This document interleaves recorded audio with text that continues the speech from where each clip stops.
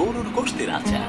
এটি লোভনীয় স্বাদের টক ঝাল ফ্লেভারে। এটা কাস্টমারের এত চাহিদা, মানে এটা দিয়ে আমি সময় পাইতেছি না অন্য কোনো আচার। অ্যান্ড ভাতের সঙ্গে কি খাবেন সেটা ভেবে পাচ্ছেন না?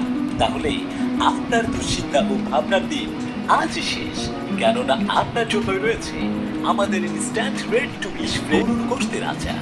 এটি লোভনীয় স্বাদের টক ঝাল ফ্লেভারের তাজা গরুর গোশতের আচার, যা দিয়ে আপ্যায়ন করে আপনি অনায়াসেই জয় করে ফেলতে পারবেন যে কারো মন। আমাদের এই ডেলি আচারের সব থেকে ফেভারিট যেটা, সেটি হলো ফ্রেশ গরুর গোশতের আচার। এই গরুর গোশতের আচারটা এত সুস্বাদু, এত লোভনীয় যে একবার খাই সে এটা বুঝতে পারে। আর এটা আমরা তৈরি করি কোনো ধরনের গোশতটা যখন ক্রয় করি, শুরুতে আমরা যেটা নিই একবার ফ্রেশ গরুর গোশত, কোনো ধরনের হাড্ডি চর্বি কিছু থাকে না। এই গোশতটা নিয়ে এসে আমরা আচার তৈরি করি এবং এটাতে খুলনার বিখ্যাত ছুঁই ঝাল, এই ছুঁই ঝালও অ্যাড করা আছে। তো এক কথায় আমি ওনার হিসেবে আমি আপনাদেরকে 100% কনফিডেন্স নিয়ে বলতে পারি আমার এটা অনেকটা অথেন্টিক।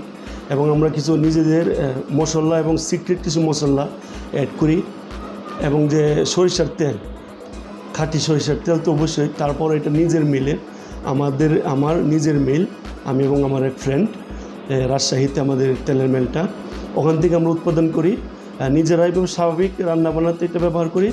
ইভেন এই যে আমার এই গরুর গোশতের আচার, এখানে এটাই ব্যবহার করা হয়। তো এটা কাস্টমারের এত চাহিদা, মানে এটা দিয়ে আমি সময় পাইতেছি না অন্য কোনো আচার অ্যাড করার। তো ফিউচারে আমার প্ল্যান আছে, যত রকমের আচার আছে, তেঁতুল, বড়ই, তারপর কালো জিরা, আমলখি, আলু বোখরা, এবং আরেকটা ফেভারিট সেটা হলো ইলিশ মাছের আচার। ইনশাল্লাহ কুরবানি ঈদের আগেই ইলিশ মাছের আচারটা অ্যাড করব। বাংলাদেশের মধ্যে আচারের যত আইটেম আছে ওই সমস্ত আইটেম আমার এই ডেলি আচার থাকবে। একটা ব্র্যান্ডেবল কিছু করা, সেই লক্ষ্যে, সেই আশায় আমি আরও এমন কিছু হওয়া যেটা আরও বেশি কিছু করতে পারে নিজের জন্য, দেশের জন্য, মানুষের জন্য। আমার ওয়াইফ, উনি যথেষ্ট হেল্প করতেছেন, এবং আরও 2 জন আপনার এমপ্লয়ি নিয়েছি।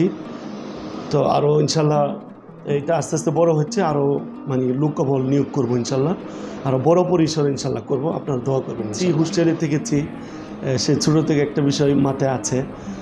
মা অনেক সময়, দাদি একটু আচার দিয়ে দিত এক বয়ামে করে, ওই আচারটা অনেক মজা করে খেতাম।